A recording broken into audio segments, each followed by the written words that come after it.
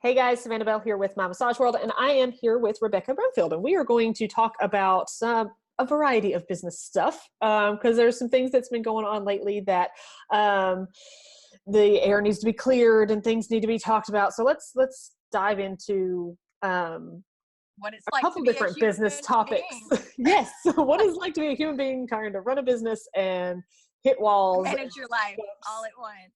Yeah. So, for those of you who don't know, Rebecca, tell us a little bit about yourself and your business and all that good fun stuff. Sure. So, as Savannah said, my name is Rebecca, and I'm in Cajun Nation in Baton Rouge, Louisiana. And I've been running a successful business for 8 years now, and I've been a licensed therapist for 10 years. And about 3 years ago, I started Badass Bodyworkers, which is how I connected with this amazing, gorgeous Amazon of a woman. I mean, I'm like 5 feet tall, and she's like 7. But yeah, so I've been running a successful business for a while, and I've had my fair share of ups and downs, and I'm a human just like everyone else. And when you run a business, you're liable to run into a plethora of really tough obstacles to overcome, and you have to make important decisions, and those decisions can make or break your business. And over the past week, I've been having quite a bit of chaos in my business and personal trials to overcome. And it feels like whenever you run a business, and this week of some decisions I hastily made in the past couple of months, and it all kind of came toppling down. But in the end, it was a blessing in disguise. And I think it's really important for everyone to understand that, especially on social media, people's highlight reels often get spread around a lot, but behind the scenes are just that. It's behind the scenes.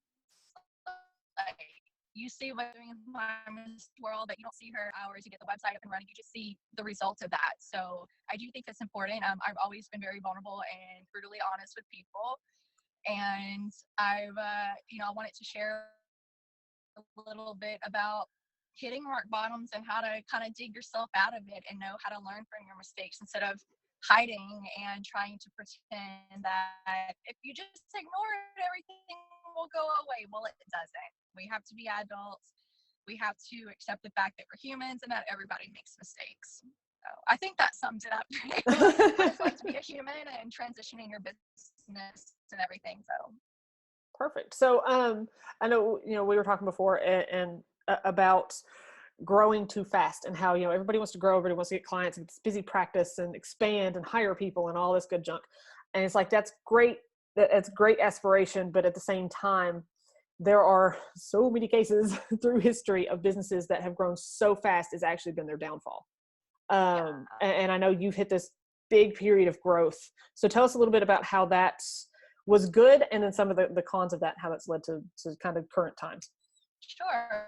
Well, with anything, there's no good without bad. So we're all bound to go through, the ups and downs and the yin and yang of everything. But when I first started my business, it was just myself. And after a couple of years, like, I was book solid. So I raised my rates. And then after a couple years down the road, I realized, holy shit, I've raised my rates not once but 4 times. I can't. My other therapist that was with me at the time was overbooked, and I just felt like it was the right time to make a move. So I made the move so I can accommodate more clients. As a business owner, it's important to keep up with analytics and your numbers and stuff. And I realized that I was referring out $5,000 to $6,000 a month consistently to a colleague of mine, which she loved that, of Oh, of course, course. and I was supporting her. But I'm like, I have big goals and dreams. I need to make more. I need to expand. I'm tired of working myself ragged, running myself thin, being burnt out. So I moved into a new space and hired a couple more people to help fill those gaps. And I decided, and as we know in this industry, independent contractor versus employee, it's a whole plethora of crap that goes around with it. A lot of elements that aren't even like talked about a lot in this world. But I decided to just getting myself into. I had to understand the ins and outs of like non-compete agreements, all this stuff. And I found myself thinking, no wonder Massage Envy like is so popular. They have their shit together. They have structure, policies, procedures, standards, protocols, and most small businesses don't. So we just kind of wing it. Us nice people, most of us are empathetic. We kind of want what's the best for everyone. And in order to do what is the best for our employees and staff members, I'll just say staff members so we don't get employees and ICs mixed up. Yeah. But in order to do the best, I needed to create policies, standards, procedures, protocols, give bonuses, and it was very overwhelming. And it's definitely each state is very different.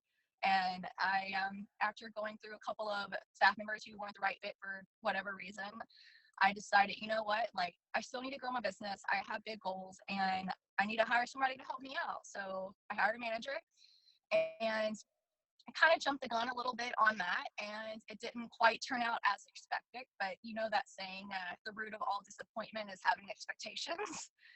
And really, I should have went with, like attorneys to help with Louisiana law. My manager was not from Louisiana. I was burnt out. I just couldn't stand being in the treatment room anymore. I just needed help. I had to get help. I just couldn't bear spreading myself thin. And I didn't quite understand all the laws of having employees versus contractors, and having those non-compete agreements, and having all the ducks in a row, so to speak. And I know we've been talking a lot lately, Savannah, and you could be really great at managing money. I mean, at making money, but managing it is completely different. Yeah. And I'm not a numbers person. I never have been. And that's actually why I went to massage therapy school. I had a full scholarship to Louisiana State University, one of the best public universities here, like in the US. And I decided not to take that scholarship because I did not want to have to go through math and chemistry and all these courses that I knew that I wouldn't be good at. So I was like, sure, I'll go to massage therapy school. So when people ask me why I got into this, I'm like, oh, just because it was random. Like, seriously, I just kind of fell into it. I never sought out to help people. Turns out I was great at it. And 10 years later and over 700 5-star reviews later, I was like, damn, I'm actually kind of good at this. But you can only see so many clients, so you have to hire people. I'm kind of getting off on a tangent, but managing people, managing money, managing a home life, oh my God, it can be very overwhelming for a person that, for anybody, but especially somebody who is not type A, organized, spreadsheet, Savannah. And I may put off the persona of being organized is very different from making lists. To try to manage all of this, and when you oh God, but whenever you get so busy, you can, as a business owner, you can only do certain things yourself. You have no choice but to either run yourself ragged or to delegate out those tasks.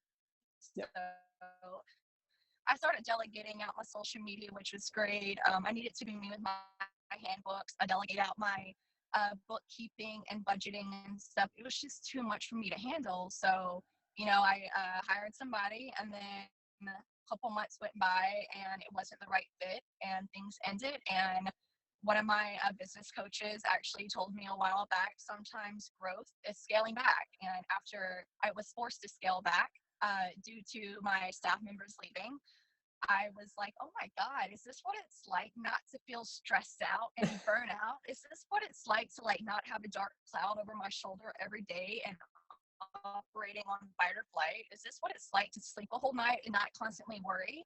The past week has been very difficult, having to deal with just myself and 2 other staff members instead of formerly I had 6 or 7 people. And it was really rough at first, but it's been a blessing in disguise. And sometimes, communication is key. And whenever you don't communicate about those things to people clearly, and whenever you're so burnt out, you slack off on getting things to people in a good timeline, or whenever people jump to conclusions or make assumptions and don't communicate well, this industry can be very brutal. And I think it's important for people to know that you can rise up from an unfortunate situation, and you don't have to hide and ignore problems and hope that everything gets better. In the end, that's the only way we learn is by failing. And I've probably made every single business mistake a business owner can make, which is why I started Badass Bodyworkers, is so people can learn from it and not have to go through the same shit that I had to. Because I've been to hell and back, and I've also experienced some good times as well. And it's tough. Yeah, It's tough, but absolutely. people can get through it. Absolutely. And you said, the making money, the kind of building up a business is, I don't want to say the easy part because it's not, but it can seem like, well, that's the ultimate climb. It's like, but once you get to the top, you have to maintain your balance. And part of that is, knowing how to manage the money, manage the people, manage all of those components. You can, even if you start with kind of those intentions and you start putting those ducks in a row and having the manuals and all that stuff, if you're not consistently staying on top of it, if you're trying to please everybody and pay above and beyond what is really called for certain positions. I know that this is something we've talked about before, people who are screaming, well, I should be making $50 an hour as a massage therapist because my employer is charging $100 an hour. It's like, you can't sustain a business if an employee is making 50% of everything, because you're not taking care of advertising, you're not taking care of all the overhead, you're not taking care of all the other things that go on behind the scenes that nobody ever sees. So we've talked about that before, I know, and it's frustrating when I hear these people talk about they should be paid, $50 an hour, 40 hours a week, like that's normal pay. You went to school for 500, 750, maybe 1,000 hours. No offense, but no, it's just, that's not how this works. There are people with master's degrees who don't make half that, and rightly so. So we have to, keep that stuff in mind and remember that. Any business professional would tell an employer that 35% tops should be the max for what you pay for payroll. Yeah. And for small businesses like myself, it's hard to compete with the franchises that offer more bonuses and benefits than I could. So you really have to start getting creative with incentivizing and reaching a sales goal. You get like extra amount of money. It's difficult to try and figure out what those numbers are. Luckily, like I didn't have a problem with my staff and how they got paid. We were all very happy. However, hiring a manager is a whole new ball game. And whenever you're so desperate and burnt out and you don't quite have your numbers together and you just need somebody to help you, I unfortunately did not budget myself correctly for other things that sort of just went awry and was way too confusing, more confusing than it had to be, and it just wasn't the right fit in the end. But I'm great at making money. I mean, I had a $750 day yesterday, which is amazing. But managing it is a whole other ball game, and then you start hearing words like Roth IRA, and you're like, what the hell is that? Like, it's difficult running a business whenever, especially if you're a sole proprietor LLC. And certain things can come out of your bank account. You can take owner's draw. You can give yourself a check. There's so many ways of going about doing that. But the past couple of months, I was spending a little bit more in unexpected expenses that I was partly aware of and partly unaware of, because advertising costs and the machines breaking and then payroll taxes coming out of your account on top of an exorbitant salary. It gets overwhelming. And then after a while, you're like, oh shit, what the fuck happened in the past couple of months? I felt like everything flipped to a 180. And it's because I didn't manage, things properly months before this happened. And, I've always made, really good, but at the end of the day, I didn't hire a bookkeeper, and I'm not a numbers person, and I should have known better. And whoops, shit happens. Luckily I'm in good standing. Everything's great, but it took a huge wake-up call for me to realize, oh fuck, like I've been neglecting the most important aspect of my business, which is the finances. I just thought, oh, I'm making money, I'm getting by every day, but I had to take money out of my savings. I had to deal with payroll that I didn't quite understand. My CPA had to go back and itemize and reconcile and fix a lot of things, which added on huge bill on top of that. And it's like, oh shit, my bad.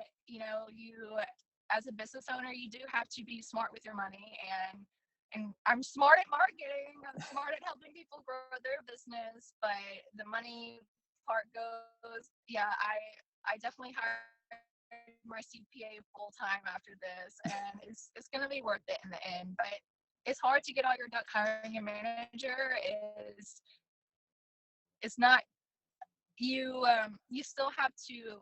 My tip for people hiring a manager, good God, like do a background check, do an interview. Might not be the right fit. If things go awry and communication is not where it should be, assumptions are going to be made, and people aren't going to be left with a choice but to, quote unquote, take matters into their own hands and do what they think is best. Like one of my business owner friends told me, Rebecca, your problem was hiring somebody to create the process instead of hiring somebody to follow the process. And I'm like, that makes so much fucking sense. And that's exactly why franchises flourish, is because their managers are thrown right in, knowing exactly what the process is, not having to have a world of chaos trying to figure out how to get things up and running. So people who do own businesses, it's important to ask yourself, like, if you're growing, do you want to hire a manager? Do you want to hire staff? Or do you want to have room rentals for people? Like, how much effort do you really want to put into managing other people? And managing people is hard. You manage three human beings at home, Savannah, and that's hard enough, dealing with the family, but dealing with the staff, Yeah. dealing with anything, with people receiving money from you, it can blow up in your face overnight if one thing goes wrong, and it gets difficult. So as far as growth goes, know where you want to be. I never intended on my spa fucking exploding and getting phone calls 24/7 and people booking, and which is great.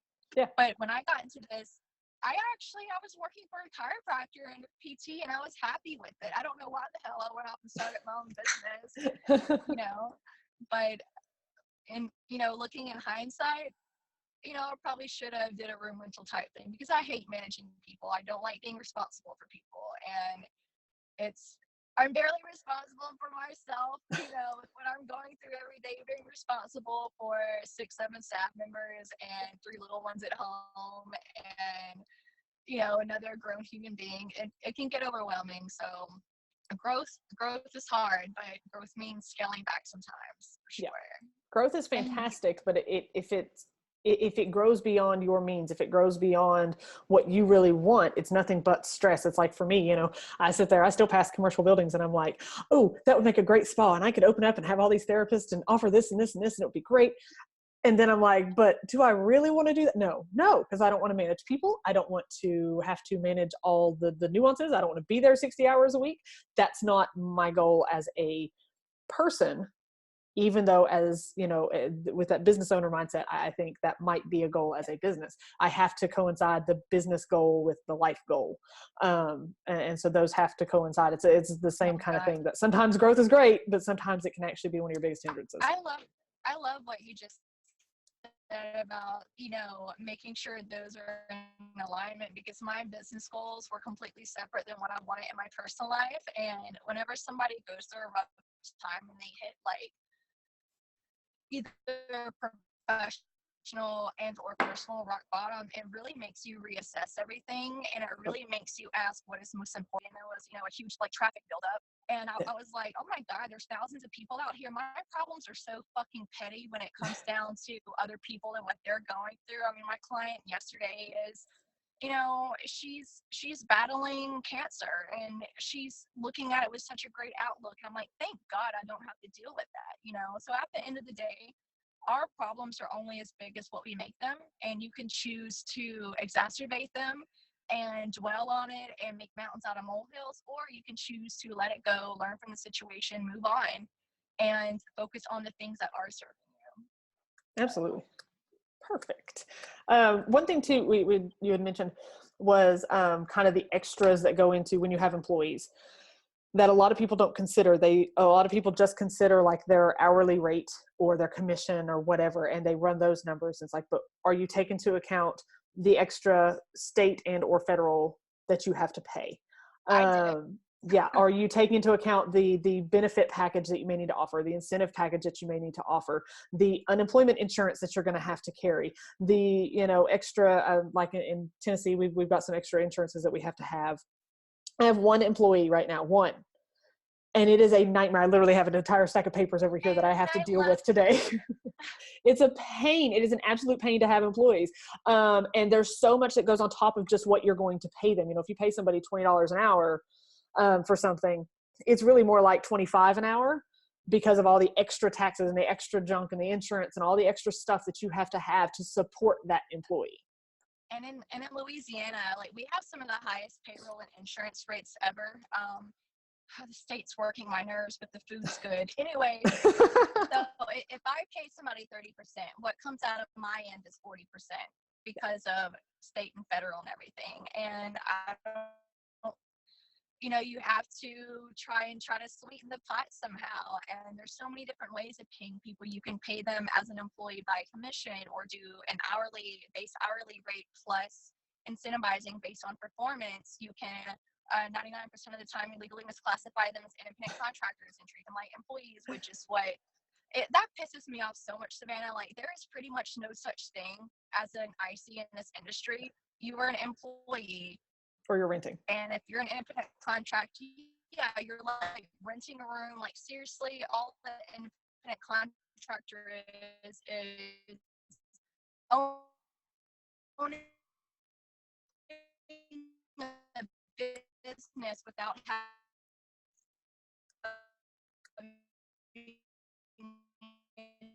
deal with the LLC and the paperwork behind it. So people need to get off their fucking high in your state, because at the end of the day, like, you can get fucked. Like, you can owe a lot of money for back taxes and payroll, and both the employee and the employer could be completely difficult. You can know your numbers. It's a fucking headache to deal with, and I'm still in the process of really knowing my numbers. If you want it done right, do it yourself. No. If you want it done right, hire a fucking professional who is an expert in it, who can do it right for you the first time, which is not what I did.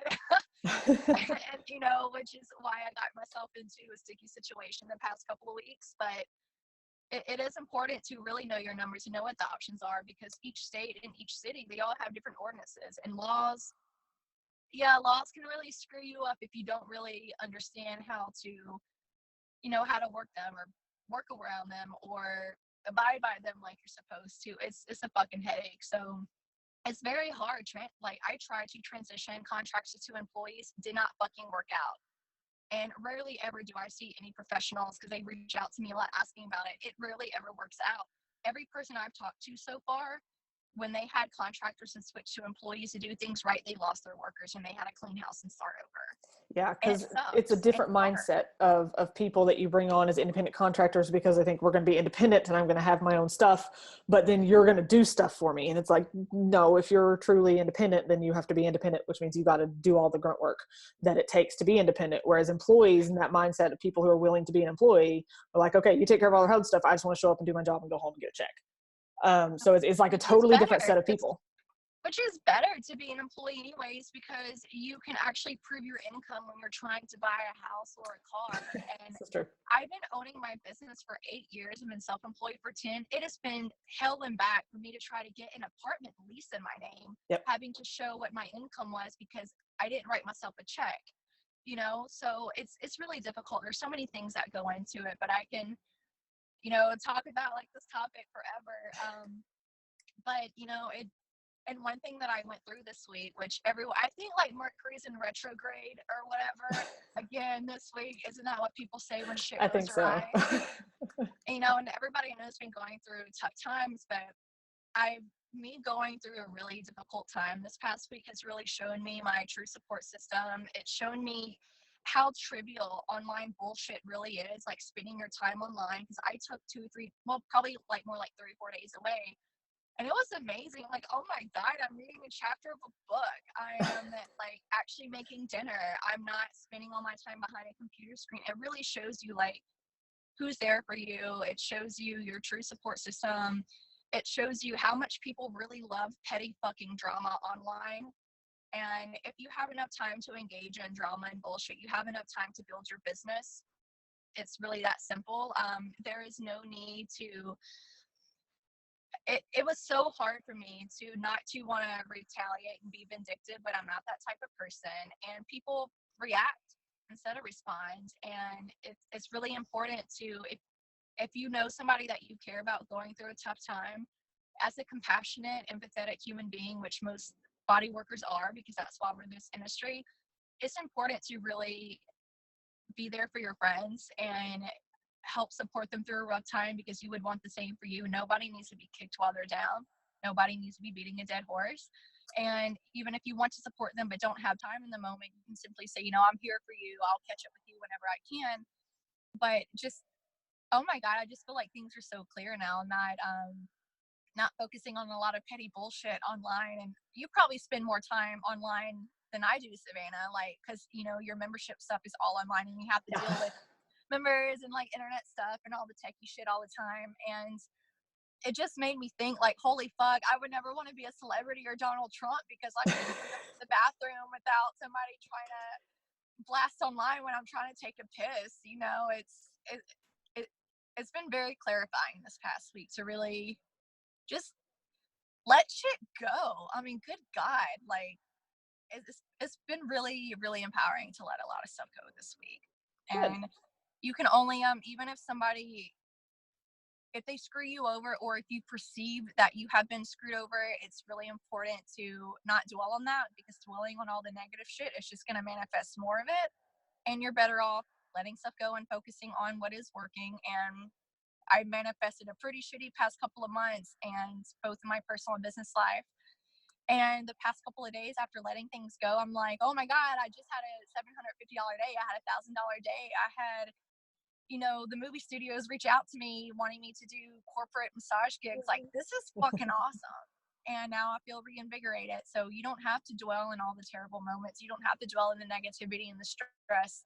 Being stressed is a choice, and nobody deserves to be in fight or flight mode 24/7. And Absolutely. if things aren't working for you, communicate about it, let it go, reassess your business, reassess your mindset. Nothing is ever one person's fault. People make mistakes, and there's always, like, there's always a yin and yang. There's never just one element to something. There's always multiple things that are involved whenever you're going through something. So it's important to really know what those are and try to see things objectively, and really ask yourself, do my business goals align with my personal? Well, they do now, because I had a lot of time to reassess. But Good. it's been a wild ride, Savannah. Yeah. Well, I will say that this has, because anybody who follows me knows I'm very particular about who I associate my business with. I've seen some really shady people and stuff go on in this industry. I mean, any industry really, but this is the most, like, I swear to God, this industry and hairstylists and tattoo artists, the flakiest, most dramatic fucking people I've ever met. so much drama. And I love them, but oh I don't do drama. I don't want to be in the middle of any of it. And so it's like when I see stuff come up, I'm like, I'm just going to take a step back, and I'm going to look at this objectively of the two sides to a story and where the truth lies, somewhere in between those two. And there's always an element of the truth on both sides, yes.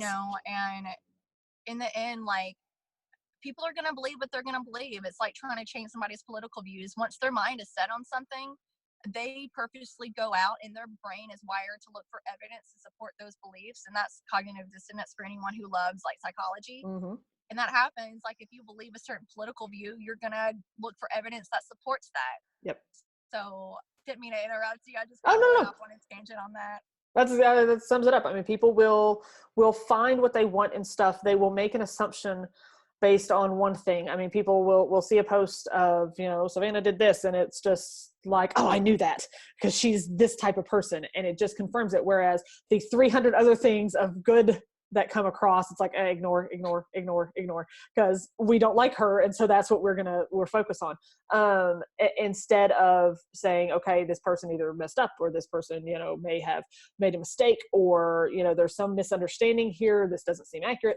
There is no hesitation. So I think it's important for everybody, no matter what the situation is, whether that's in business, in life, social media. God, I love social media and I hate it at the same time. But it's something that we all need to be aware that we're not jumping to conclusions. We're not, again, communication is key, whether that's, between business owners, between business owner and employee, or contractor or renter or whatever, between therapist and client. Communication is how you build a business. It's how you grow a business. It's how you manage a business. It's how a business succeeds. And it has to be that communication and management in every aspect along the way. And you got to be adults about stuff. Yeah. And like, heaven forbid. Yeah, timing is a huge part of things too. Like maybe I did need a manager, maybe the timing wasn't right, or maybe I jumped into it because I'm the type of person that has a really bad guilt complex, and that's used against me a lot because I'm a chronic people pleaser, which I tell people not to be. So I obviously need to take my own advice when it comes to that. Yeah. And you can't pour from an empty vessel. You've got to look after yourself. You got to protect yourself. And I'll be damned if the last 10 years of me busting my ass in my local community, building my reputation, is going to shut down from a couple of disgruntled people. It's timing is a little bit part of it as well. And sometimes the universe just had good intentions for you and it didn't work out because the timing wasn't right. Or maybe you felt taken advantage of, or maybe you were not as present in your business in all aspects of your business that you should have. And it does get overwhelming. Overwhelm sucks, and like I said, like focusing on all the negative, or my favorite thing is people assuming the worst about you and completely negating all the positive things that you've ever done for this industry just because of you know, one piece of slanderous gossip. It's crazy. It's like, get offline and go work. Like, Oh, yeah. seriously, what's the point? Move on. If it's not the right time for you, move on. There's no need to beat a dead horse. Yeah. But I had somebody badmouth me and say that I just take people's money and don't respond to them because their Facebook message got sent to my request folder because we weren't friends on Facebook, and I didn't see it for like a week. sounds like you need an auto bot. It's so, yeah, right. I responded and I was like, I'm so sorry, because they sent it to my personal profile. So I was like, I don't hardly ever check the request thing unless I get an alert on my phone on occasion, which I finally turned on. But but I was like, it's been a week. I'm really sorry. I'm just now getting back to you. Here's the solution to your thing. I didn't realize you were having a problem with, this. I'm like, they were just having trouble logging because there was a typo in their email that I can't control because I didn't know there was a typo in their email. So it was like a whole thing. And I'm like, this is literally just communication. I'm really sorry I didn't get back to you. I didn't see your thing. Well, but it was an automatic, you must be a horrible person because you didn't do this. And it was like, okay. in the end, people just want to be heard. They just want to be validated, and they want to be told that their decisions and thoughts matter. Like, regardless of how people look at those decisions and thoughts or whether they agree with them or not, people just need to be heard. They just need to know, hey, I hear you, I understand, I agree with you, or you're totally right to feel this way, you're totally right in this decision, because how I respond to something isn't how somebody else is going to. And my way of responding to a really dire circumstances or a really huge issue, or an issue that I perceive to be huge because my life revolves around me. Yeah. I take a step back and I journal and meditate, talk to business professionals, and try to see things objectively. And then I come up with a plan. And one of my favorite quotes I tell people all the time, Savannah, is find excuses. No, don't find excuses. Find solutions. Find solutions, not excuses. And these past couple of months, I've been more on the excuses side. And now I'm like, oh, that's what my favorite quote means. I apply it to my life. I tell that to my, life partner and my stepkids, but I don't, I didn't use that towards myself. And, nobody likes to go into school and participate in a class that they're not good at or that they hate. They dread it. They're like, fuck, now I have to go to chemistry class. I'm not good at it. People look forward to things that they enjoy the most, that they're good at the most, and the things they're not good at. People tend to steer clear or avoid the things they're naturally not good at, and that's a lot of what I was doing. So that's why I hired all the professionals that I need to help me through that. But yes, it's important to hire people, to delegate, to do the stuff that you either don't want to do, can't do, don't know how to do, aren't even really sure. To have the right people, not somebody you assume is capable of the job and ends up getting overwhelmed in your own disorganization and chaos. And And it's humbling to say that you were wrong. Good God, my ego was completely fucking squashed. Like, I'm a nice person, but you know, I am confident about myself, and my ego was completely fucking squashed this week, and it was really hard to come up and say, you know, not everything was completely in my control. Not every mistake that was made was mine, but it was very hard to come to terms with saying, you know what, fuck my ego. I need to be humble. I need to let things go, and I'm not going to sit here and try to fan flames and, you know, make a mountain out of a molehill. This fucking sucks. I made a mistake. We're all human. If you haven't made a mistake, you're in for a fucking treat. Oh my God, you are in for a treat when it comes to running your business, because if you haven't fucked up already or failed, you will. My inspirational tidbit for the day: you're gonna fuck up and you're gonna fail, and you're not gonna enjoy it, and it's gonna suck, and you're gonna want to shut your business down, and you're gonna want to like curl up into a ball and cry and sleep all day. But you could do that for a little bit, not shut your business down. You can cry for a little bit, get it out. We have to process things a certain way, but that's how you know, you're talking about like how big businesses run things. And one thing, I believe it's Google or maybe NASA, or it might be both. Just listening to a podcast, I'm a huge podcast junkie, and one of these companies actually rewards the teams that has the most failures. Like, people get bonuses for having the most fuck ups, because the more failures they have, the more projects that they're going to have that actually succeed and make it. Pixar And does that's that going to too. be that might be the company I'm thinking of. But yeah, you have to fail in order to move forward. There's no business owner that hasn't fucked up. And if you haven't fucked up, you haven't tried hard enough. And it's You funny you know? say that, because actually Ed Catmull is, I have his book. He was one of the founders of Pixar, and he's the one, I don't know, Google it, and there's probably a lot of businesses that have taken his notion of this, but his thing was basically, if you aren't making mistakes, you're not trying. My favorite quote ever is, mistakes aren't a necessary evil. They aren't evil at all. They are an inevitable consequence of doing something new. And that's Ed Catmull, who is the founder of Pixar, and he is a genius guy. Who, I mean, heck, Pixar, come on, Toy Story, at least the first one. Right. but We can get on the whole topic about number 2 and 3, and we won't talk about the last one. But anyway, it's one of those things that you are going to mess up. I mean, I will tell you, just to be quite frank, probably, let's see, my daughter's 4 months old, so probably 4 months ago, I started this downward nosedive of absolute crap. Of part of it was feeling behind, because I was trying to adjust to now 2 kids, you know, a 4-year-old and a newborn. And then part of it was postpartum depression and all the fun stuff that comes with having a baby, but also trying to juggle just wherever you are in life, trying to juggle life and business. And it was like this just nosedive as far as confidence in what I was doing and things like that. And everything kind of class. And I went to this point of like, that's it, I'm shutting it down. And I was talking to my husband, and he was like, no, you're not. And I was like, I know I'm not, but just shut up. It's like, I'm going to say it though, because I feel it. And I talked to my assistant about it, and I was like, look, I'm not shutting anything down, but I want to. So why talk to me, just talk me through this.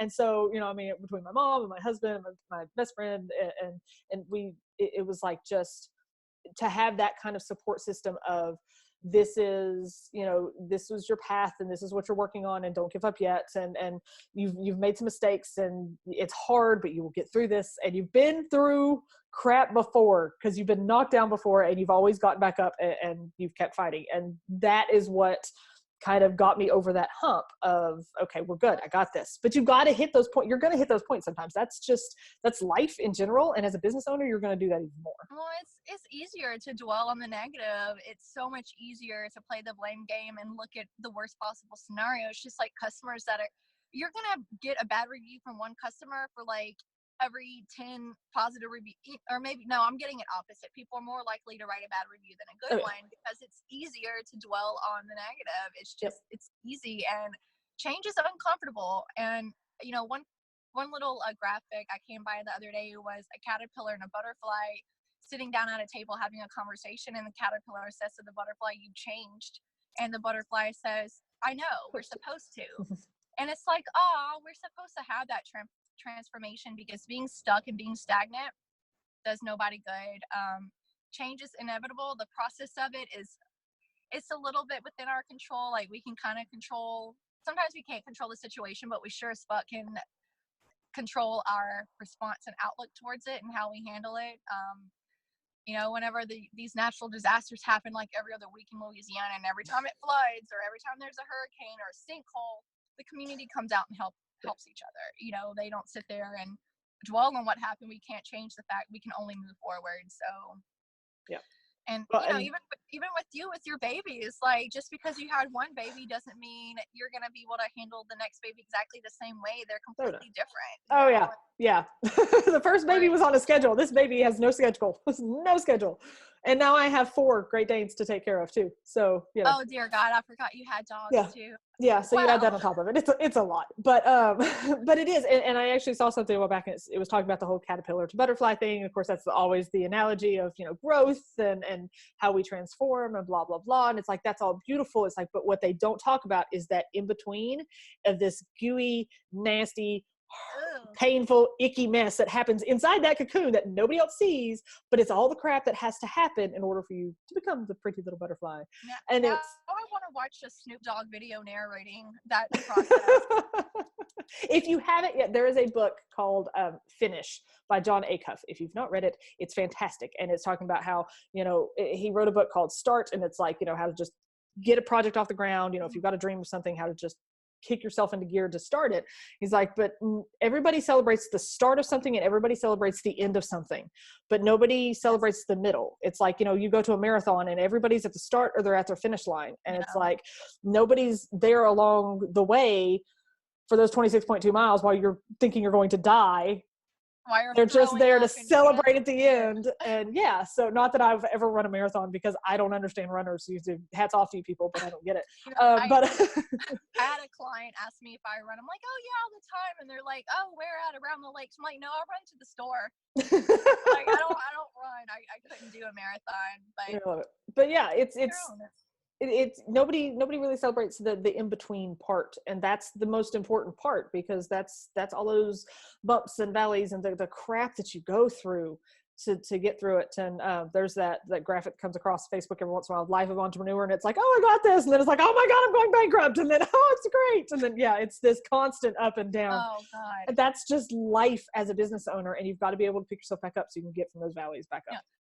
Oddly enough, one thing that I have been doing lately, there's Baton Rouge is really big on like business. We have a bunch of amazing businesses here. We're just a huge melting pot, oil refineries, a lot of rich people, startup companies, oddly enough, for South Louisiana. But one thing that I've been doing lately is signing myself up for these business seminars of starting your own business. Even though I'm almost 10 years in, I'm like, you know what? I want to go back to basics. I want to go back to basics and see how that process is, because like 99% of us. And I remember, I think it was one of your videos that you did a while back on, how to know if you're ready to start a business and maybe it's not the right time. People just jump into it without having a plan. And that's exactly what I did and what a lot of people do. And now I kind of want to move forward with having a huge plan. So I've been attending all these startup business seminars, and it's been amazing, like meeting the right people and having access to resources that I never would have to start with. And it's like, wow, like I wish I would have known this 10 years ago whenever I got into this. And it's looking back on all the jobs I've had in this industry, it's so easy to focus on what you don't like about an employer instead of being grateful for what you did learn and using that to build yourself up as a therapist. And whenever I was working for a chiro, I was thinking about this morning. Like I had my fair share of annoyances with the chiropractor and PT I worked for. Turns out I never meant to be in the medical industry in a clinical setting anyways. But that's what I thought I had to do to be a legit therapist. But that's a whole other topic. No, I belong in spa. I belong in Swedish relaxation, spa and wellness skincare, not medical stuff. But now I completely, it's like forgot what I said. But I realized like almost everything that made me an amazing therapist, all the resources I had, like came from the first couple of jobs I had. And then I took those skills and made my own. It's very challenging not to try to ride somebody's coattails and to come up with your own thing, go to your own seminars, go to conferences, see what resources are out there, see what products are out there, see what mentors are available to you. I highly encourage everyone, if they want to start their own thing, to do your own thing. take what you need, like modality wise or lessons learned, not legal stuff.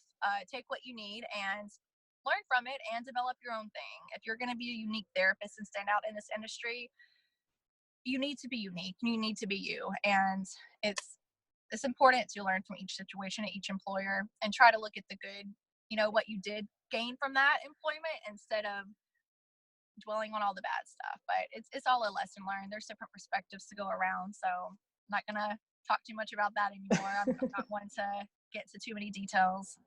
No, but you're right. As far as, the business planning and the actual having some sort of idea of where you want your business to go, because so many people are like, let's just start. And they throw up a sign and that's it. And it's like, no, there's so many, like you said, the legal ramifications and the insurances and if you're going to have employees and, Yes, and all the extra stuff that goes into it. And it's like, that's why a business plan is so important.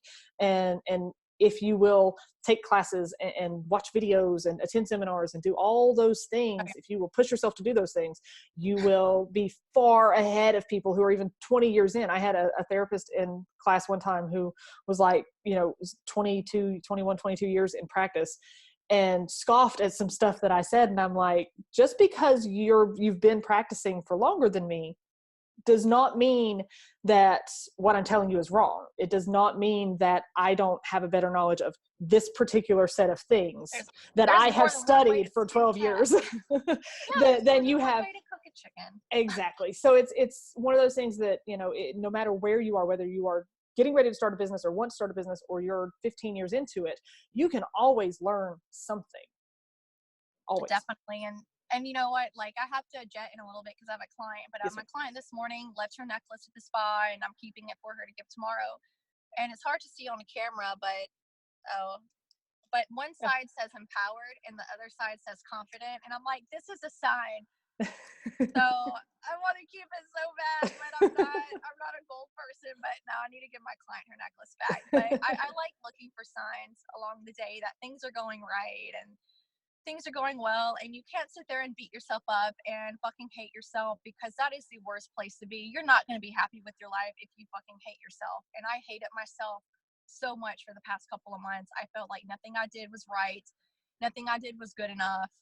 I didn't do anything for myself. And the couple of times that I tried to, I felt enormous guilt. And that's not a way to live. Like this world really is an amazing place. There's a lot of shitty people out there, a lot of shitty things, a lot of bad news going on online. You have to focus on what empowers you and what makes you confident, and Absolutely. focus on moving forward.